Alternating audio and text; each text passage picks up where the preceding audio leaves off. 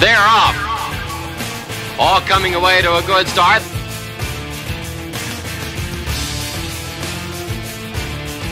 And down that stretch they come.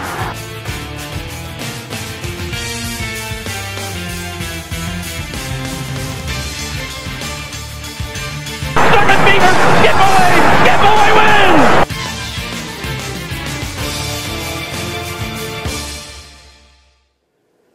And welcome to a brand new edition of Monmouth Racing Today on MonmouthPark.com. I'm Mike Curci. Great to have you with us. And of course, the Grade 3 Violet will be the highlight of Saturday's card. It's a full field, ready to roll on the grass here, and it should be a very interesting race as Larry Jones and Shug McGahee both send in runners for this big event. Right now, let's take a look back at some highlights from last week. Balance of Power sat last through the early stages before angling out for the drive and wearing down pants on fire in the final strides to take the Grade 3 $150,000 Island Stakes last Sunday. Jockey Chuck C. Lopez and Balance of Power went the mile and 1/8 over a fast main track in 1:48.3 and returned $17 for the win. Heading into the weekend, trainer George Navarro has a 2-win advantage over Eddie Pleasant Jr. in the trainer standings, and while Navarro has dominated the claiming game the past 2 years, Pleasant has been developing some very nice 2-year-olds, having won with 6 juveniles already this season. Meanwhile, Paco Lopez continues to rack up the wins. He's over 100 right now. He'll have the call on scampering in Saturday's Grade 3 Violet Stakes for fillies and mares 3 and up on the turf.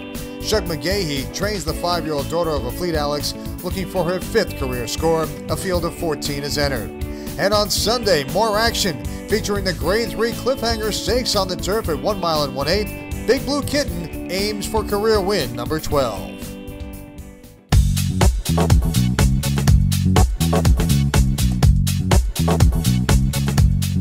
Alongside here on Monmouth Racing Today is trainer Steve DeMauro, who took out his license back in 1982 and has had a pretty good run since then, having a very good meet thus far. The numbers are good. Your win percentage is up in the mid-20s. Tell us about how it's going so far. It's been excellent. I've been lucky to get horses in. They've been ready to run, and I've had some success. Speaking of success, before we get to some of the horses you have in this weekend, let's talk about one of your top horses. Back in the 2001 Breeders' Cup Distaff, it was 2-item limit. Tell us a little bit about that filly. She was a sweetheart. We bought her as a 2-year-old, and the horses are at racing training sale. I'm sorry, and I had her from start to finish. She made over $1 million, won 2 or 3 graded stakes, and we had a lot of fun with her. What was it like to be involved in the Breeders' Cup at that level and to have a horse that good?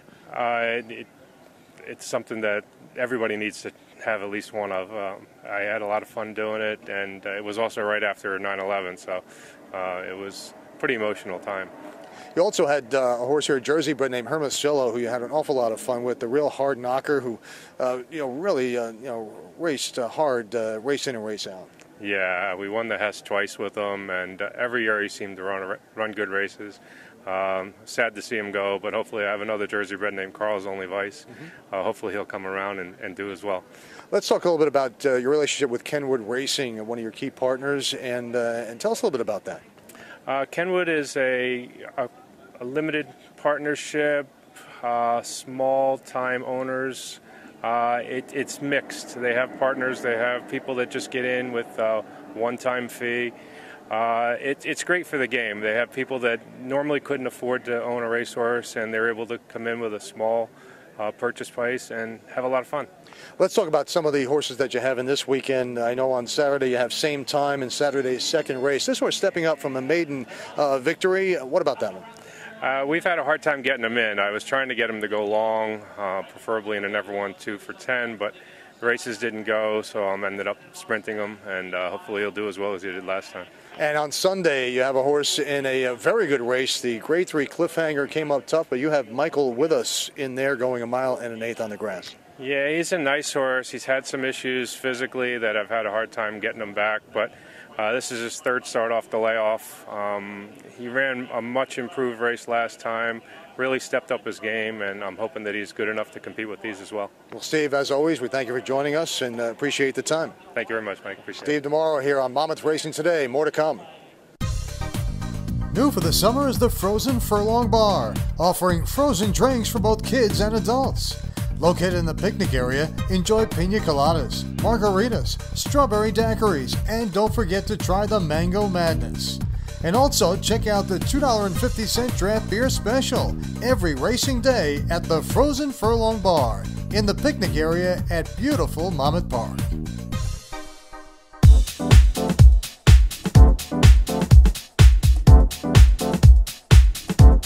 It's time now for our Breeders' Report. Christina Basanakis of TVG and the Thoroughbred Daily News alongside to tell us a little bit more about Tappet. And we've seen some very good Tappet runners here at Monmouth Park this summer, as well as other racetracks around the country.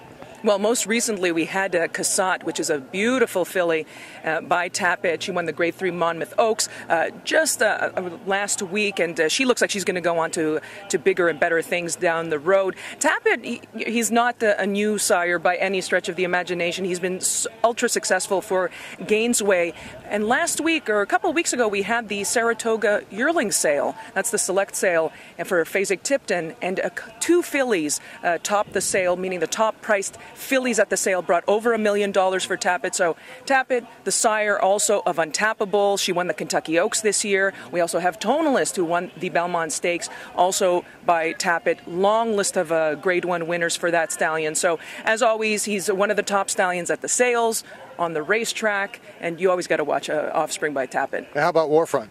Warfront actually topped the Fasig Saratoga yearling sale, and the horse by Warfront was actually from the family of Will Take Charge, who won the Traverse last year for Wayne Lucas and Willis Horton. And in fact, they went back and they dipped back in their pockets to purchase that horse by Warfront from that same family as Will Take Charge. Also from the family of Take Charge Brandy, who's another nice filly coming out of that family. So Warfront, his horses, you tend to see them, they win on the dirt, they win on the turf. He's had a couple of nice horses actually win up at Saratoga just last week, going long on the turf first time out. So always a stallion you want to watch. Such a versatile stallion. He's one of the best ones out there. You always get great information from Christina Basanakis, and you can get more of that by watching her on TVG and, of course, reading her articles on the Thoroughbred Daily News. Christina, thank you, and we'll talk to you again soon right here at Monmouth Racing Today. More to come. Brand new for the 2014 racing season, the William Hill Race and Sports Bar is located on the first floor of the grandstand and features over 100 flat-screen HD TVs and a lavish granite top bar. Stop in any live racing day to play our season-long free sports contest for the chance to win great prizes. It's the perfect place to watch the big race or the big game. The new William Hill Race and Sports Bar at beautiful Monmouth Park.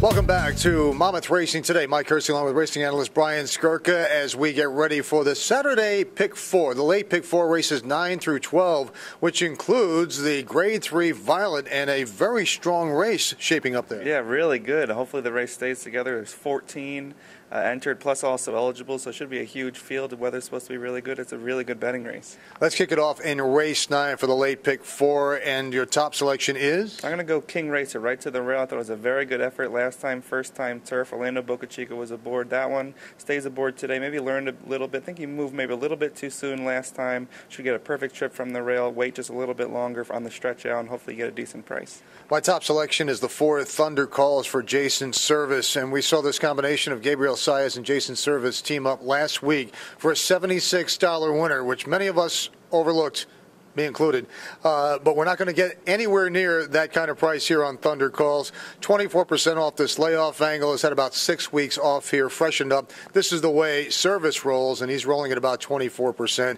And with Saez, they are better than 30% together. How about race 10? I'm going to go back to Birch Creek's Big D. One last time. I've been on her since the beginning. Last 2 races after that, been a little subpar. The blinkers go on today. Hopefully that wakes her up again. I think they're still talented. I'll give her one more shot. The worst part is when you're chasing a horse, is like I did with Chaser. I didn't play the horse last week because I couldn't take the 6-5, you know. So, I wanted the horse at 8-1 a couple of weeks ago, but, the 6-5 didn't cut it for me. Yeah, I think you'll get a better price here. Birch Creek's Big Dig, and the last 2 have been a little disappointing. A wide open race here. Blinkers go on. Hopefully that's the wake-up call. My pick here is the 5 She's Hot Wired in race 10. Finished second versus similar company last out. Could get it all with the right trip. Race 11, it is the 1 1/8 Grade 3 Violet. A great race overall, and there's a lot of different ways that you can can go here. A tough race to handicap. Yeah, really, really good race. I'm going to go to Irish Mission with second. The Starstruck is in this race also on Haskell. I think Irish Mission might have run a little bit of better race, actually. Was wide the entire way. Starstruck kind of snuck up the middle. But the race might shape up the same way here. Starstruck's in post 2, Irish Mission in post 14. I'm just going to hope that Julian Leperoux can save a little bit of ground in Irish Mission and get the job done here. Curran Clark did a great job that day in getting Starstruck to victory, though. No, absolutely. And he's back aboard today. And again, with the way that the poster out, it might work out the exact same way. I'm going to try Irish Mission. She'll probably be a little bit better price. Hope that she can save a little bit of ground and turn the tables. I like the value there. The 12 Scampering might be a little bit of a value play here. Ships in from Saratoga for this. Paco Lopez has the call for Shug McGahee. And it's all about the trip here from the outside, post 12. But Paco has worked out some amazing trips in many different types of races this year, especially on this turf course. And it wouldn't surprise me if he's able to work it out. If he can get out early and get into position, this horse might have enough left. And I think he'll get Paco at a fair price. And in race 12, who are we wrapping it up with? Yeah, another tough race. The finale is always a tough race. I'm going to go with Cocktails with Dan, probably the favorite. Drops big time in class. A lot of these have been running in the basement. This one been running against tougher drops, and I just think might be better than these. Yeah, we agree for the finale. So there's your single for you. Trevor McCarthy, Jane Sibeli, very strong combination. So, of course, Brian and I in agreement with Cocktails with Dan to wrap it up in the finale in the late pick 4. And, of course, you can watch and wager online or come on out to the track. We'd love to see you here at Monmouth Park this weekend. Monmouth Park's historic Partier luxury boxes offer the best seat in the house and are available to rent most race days. Each box seats 6 and includes waitress service and a la carte menu in addition to picturesque views of the track. Bring your friends or family and enjoy the first luxury boxes built at any sporting event in the country. For Partier rental information, log on to monmouthpark.com or contact the group sales office. Well, thank you so much for watching another edition of Monmouth Racing Today. We hope to see you at the races.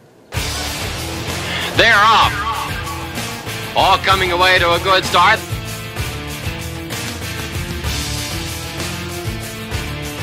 And down the stretch they come.